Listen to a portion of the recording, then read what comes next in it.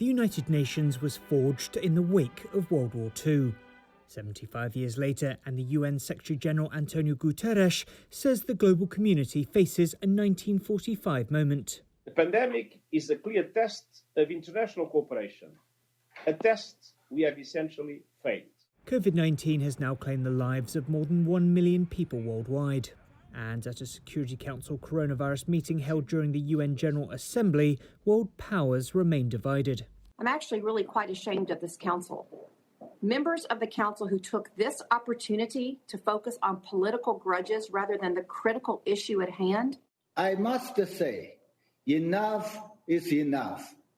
You have created enough troubles for the world already. During the UN general debates, US President Donald Trump attacked China's COVID-19 response and environmental record.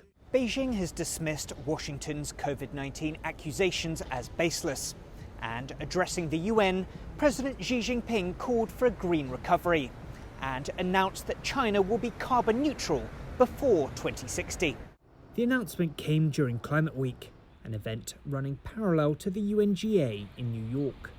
In the absence of particularly American leadership on climate change, it's incredibly important for countries like China and regions like the European Union to step up to show that they are still committed to acting on this very important issue.